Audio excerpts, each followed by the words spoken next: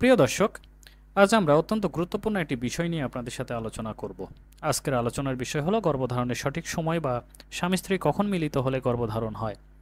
যারা newly married couple, যারা পরিবার পরিকল্পনার কথা ভাবছেন বা যারা বাচ্চা নিতে চাচ্ছেন বাট বাচ্চা আসছে না, তাদের জন্য ভিডিওটি অত্যন্ত গুরুত্বপূর্ণ হতে যাচ্ছে। তাই ভিডিওটি না টেনে সম্পূর্ণ দেখুন। গর্ভধারণ হয় মূলত স্বামী স্ত্রীর মিলনের ফলে। স্বামীর শরীর থেকে শুক্রাণু স্ত্রীর শরীরে প্রবেশ করে, সেখানে অপেক্ষারত ডিম্বাণুর সাথে মিলিত হয়ে জাইগোট তৈরি করে, যা পরবর্তীতে বাচ্চা আকার ধারণ করে। শুক্রাণু ছেলেদের শরীরে সবসময় তৈরি হলেও ডিম্বাণু মেয়েদের ডিম্বাশয় থেকে একটি নির্দিষ্ট সময় নির্দিষ্ট পরিমাণ বের হয়। ডিম্বাশয় থেকে ডিম্বাণু বের হওয়ার প্রক্রিয়াটাকে ওভুলেশন বলা হয়।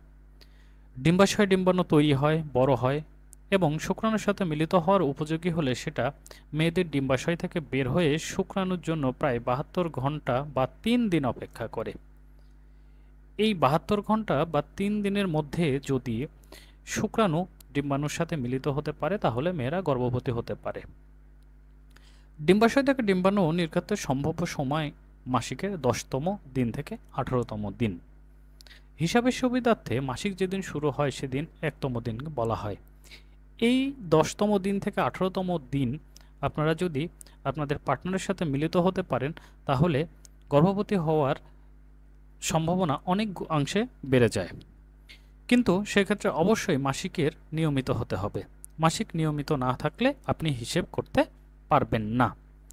নির্দিষ্ট কোনো দিন নেই যে দিনে আপনি মিলিত হলে গর্ভধারণ সম্ভব। তবে মেয়েদের শরীরে ওভুলেশন বা ডিম্বাণু নির্গত হলে কিছু পরিবর্তন লক্ষ্য করা যায়, যেগুলো থেকে আপনি বুঝতে পারবেন যে আপনার শরীরে এখন ডিম্বাণু নির্গত হয়েছে। সেই লক্ষণগুলো হলো: শরীরে তাপ বৃদ্ধি পায়, তলপেট ব্যথা হয়, শরীরে ম্যাচম্যাচ করে, স্রাবের আকার পরিবর্তন হয়। এই লক্ষণগুলো অতি সূক্ষ্মভাবে বিবেচনা করলে আপনি বুঝতে পারবেন আপনার শরীরে ডিম্বাণু নির্গত হয়েছে। ফলে এই টাইমে যদি আপনি আপনার পার্টনারের সাথে মিলিত হতে পারেন, তাহলে আপনার গর্ভধারণের সম্ভাবনা অনেকাংশে বেড়ে যাবে। প্রিয় দর্শক, আশা করি গর্ভধারণের সঠিক সময় সম্পর্কে আপনারা সম্পূর্ণ ধারণা পেয়েছেন।